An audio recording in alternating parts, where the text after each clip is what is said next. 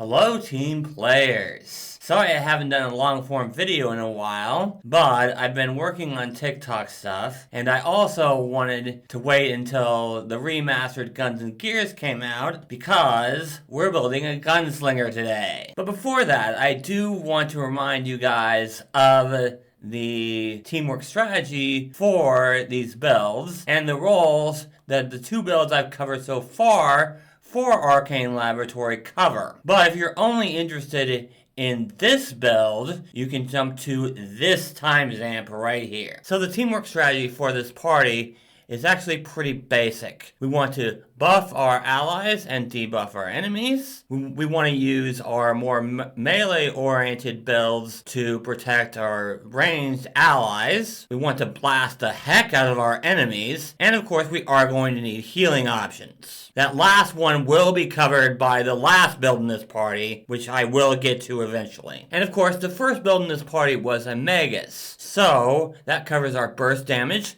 some of our different damage types, as well as our dexterity-based skills, our debuffs, particularly circumstance debuffs, and our action economy manipulation. And of course, our second build was our wizard. That covers our single target DPR, buffs for our allies, some debuffs, our intelligence and wisdom recall knowledge, and it can protect allies if it needs to. With the transformations we get from our school, as well as any other transformations we can pick up from the arcane list and any other list we have access to. This build covers our single target DPR, as well as our status debuffs, since our wizard won't be debuffing all that much. It'll also cover the damage types that our Magus can't cover, as well as our charisma-based skills. For today's Ancestry, we did roll Minotaur. Now that doesn't seem like it would be very good for a gunslinger, particularly the subclass we're going to be taking, but that's why we're taking the 2 free boosts for Minotaur rather than the normal boosts for that Ancestry. And for our heritage, we're going to be taking the Talos Versatile Heritage. It's what we rolled after all. We are only going to be taking 1 Talos feat for this build, but it is definitely going to help our defense. The Talos Heritage also gives us resistance equal to half our level to electricity damage, which is another way we can get more defense with this build. We also do get the Detect Metal cantrip, but that's not hugely important for this build. Although that can help us find special metals, which can come in handy. Especially since both us and our wizard are going to be great at crafting items. So this can help us find special metals for our ammunition, which can be very helpful. And of course, we are building a gunslinger, as I said before. And we're going to be taking the Way of the Pistolero as our subclass. For our Slinger's Reload, we get Runketer's Reload, which means we can either create a diversion or demoralize and reload for 1 action, which is definitely going to help with our status debuffs. And of course, our initial deed is 10 paces, allowing us to get a +2 bonus on our initiative and draw a one-handed firearm or crossbow as part of our initiative, all for a free action. We can also step 10 feet as a free action on the first action of our turn. So if an enemy is close to us, we can just step back 10 feet and fire without provoking a reaction. And of course, with Pistolero's Retort, we can use a reaction to strike any creature that critically fails an attack roll against us. So anytime they roll that nat 1, we just get to hit them, which is pretty great. And of course, if you can get this build up to level 15, you get the Greater Deed, Grim Swagger, allowing you to frighten foes, using either deception or intimidation. But of course, as usual, I'm only going up to level 10 with this build in this video, so you might not even get that far. For skills for this build, you are definitely going to either need deception or intimidation, preferably both. You're also going to need crafting for this build, as we'll talk about that when we get to feats. But yes, deception and or intimidation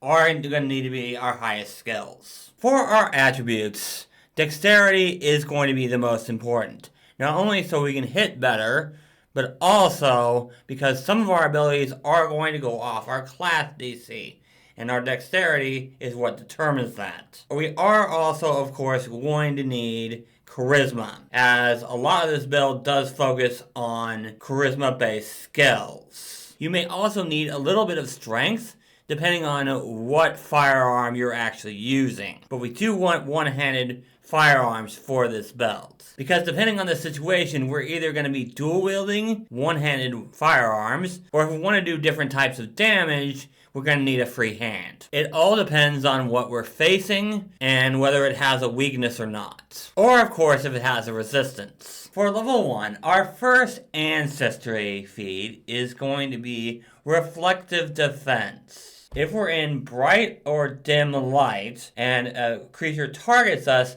we can shine that light in their eyes, making them dazzled until the end of our next turn. While this isn't a status debuff, it is a debuff, and can definitely help everyone in the party, as everything is concealed to them at that point. And putting a flat check on their attack rolls is pretty nice. And our first class feat is going to be Dual Weapon Reload.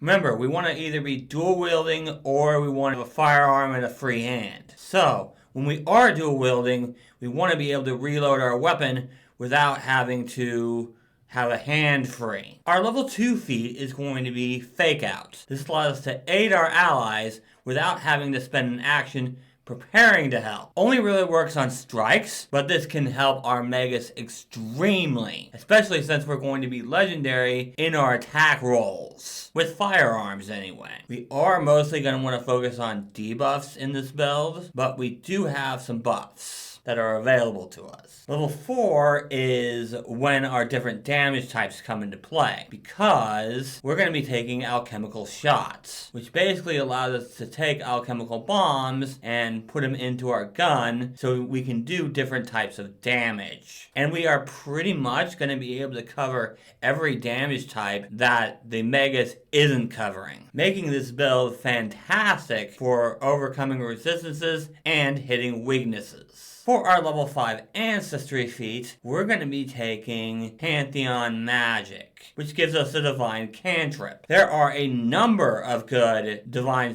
Cantrips we can take for this build. For example, we can take Forbidding Ward or Shield for our defense. We can take the Light Spell, so that our reflective defense is always live, and we can even take an attack spell like Needle Darts. But the one I recommend for this build is Divine Lance, as that'll give us the ability to do spirit damage, which will hit just about everything in the game, and we might not always have access to. And taking an attack cantrip will mean even if we run out of ammunition or alchemical bombs, we can still do damage, which is definitely something worth having in your back pocket. And of course, we're also going to need Munitions Crafter and Munitions Machinist in order to make our own bombs, so we don't have to rely on the Wizard as much. Granted, the Wizard is going to be able to make more bombs more often for us because they're going to have high intelligence from the beginning, but we don't want to rely too heavily on the Wizard either. And we will want to be increasing our intelligence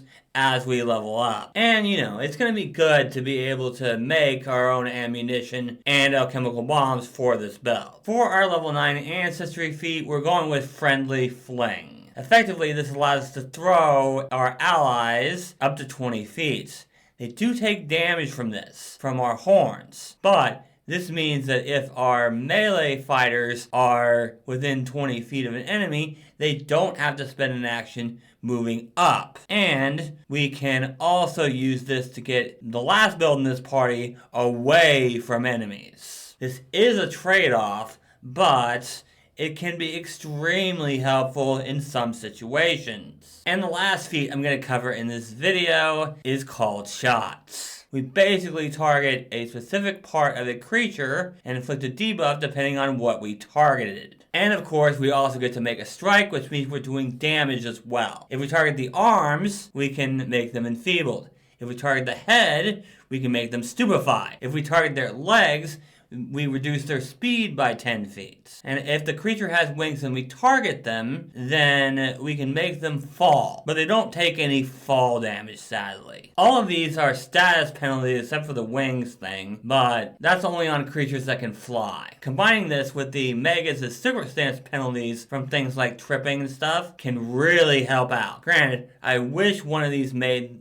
the target clumsy, because that would be amazing, but these can help, particularly if you're going up against strength-based enemies or spellcasters. Slowing them down can also be very effective. For free archetype, the first archetype I recommend for this build is the Beast Gunner. That'll give you the arcane or primal list that's allowing you to do extra damage types without having to rely so heavily on your bombs. The second archetype I recommend for this build is Martial. You're going to have high charisma, and Dread Martial Stance is one of the best feats in the game. It is an excellent way to frighten foes until you get that Grim Swagger at level 15. And as a gunslinger, you are trained in martial weapons. Not an expert, but you are trained. So Martial is absolutely on the table. And finally, the Sniping Duo archetype fits extremely well with this build as well. Particularly if you are wanting to focus on teamwork, which if you're subscribed to this channel, I would think you would want to be. The best class to pick for your spotter is the Magus with this party. But any character that can be in melee combat is going to help this build immensely with this archetype. And that's the build. If you guys enjoyed this video, go ahead and leave a like and subscribe to the channel, all that other YouTube stuff. And remember, I'm on TikTok as well, so be sure to check that out. You can also get a Google Sheet for this build, as well as all my other builds on my Patreon page. Link is in the description. If you guys haven't seen the other two builds in this party, you can absolutely check them out right here. Thank you guys so much for watching, and remember, teamwork is vital. It helps us solve problems.